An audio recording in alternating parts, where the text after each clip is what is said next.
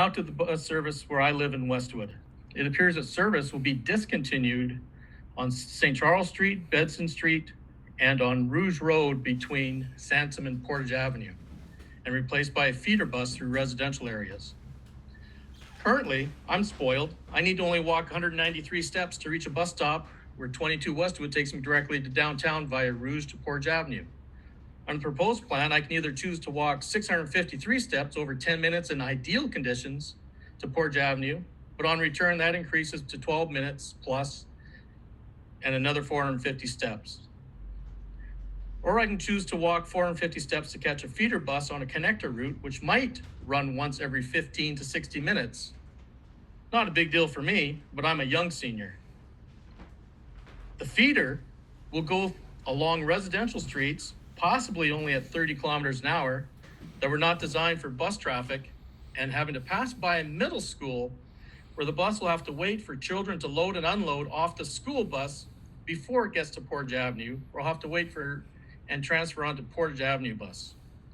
Neither option improves my transit experience nor reduces my transit commute time. It actually increases the overall commute. There will no longer be a direct bus from Portage Avenue to Westwood Collegiate. Therefore, more students will either drive themselves to school or have their parents drop them off, and that's being counterproductive. In that scenario, how many times will that be played out throughout the entire city? I estimate a new transit service will take me over 25 minutes to get to Polo Park. I can drive there in less than 12 minutes on less cost on fuel than it is for transit fee. This plan gives me more reasons to not take transit, creates more problems than it solves. I suggest the city takes a step back, proceed with an interim 5-year plan that incorporates some components, plus address today's primary obstacles. You need to improve what you have for a strong foundation before you can move forward. Get tri-government funding. Then determine what the future holds once today's service is improved and there's a clearer picture on an overall transportation plan, traffic safety plan, active transportation. Improve the reach to areas that are underserved, but not at the expense of the majority of residents. One component I like is the addition of the bridge from St. Vital to University of Manitoba, provided it allows for active transportation. Put that in the interim plan. And is the U of M prepared for new security concerns? Reduce the quantity of traffic stops along some routes. This will reduce maintenance costs and provide the city with resident feedback on their new walking experience if you're going to expand it further, more later on. To a transit stop with it just being just a bit longer. Remember I said I walk 193 steps to my bus stop? It's on Rouge Road. Well, it's only 137 steps to the next one in either direction on both sides of the street.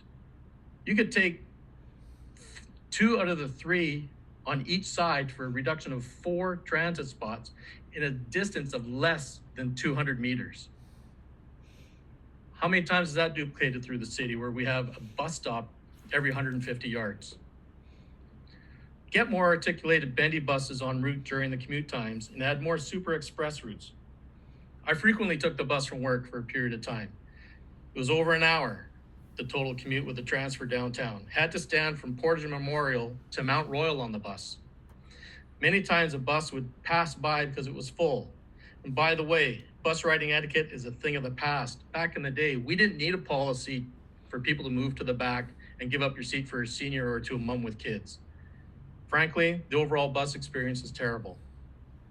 Councillors need more time to take the plan back to their wards, host engagement sessions, and include a transit master plan contributor and author so the residents can learn about the plan for their area, how it impacts their area, and their overall service. And as I may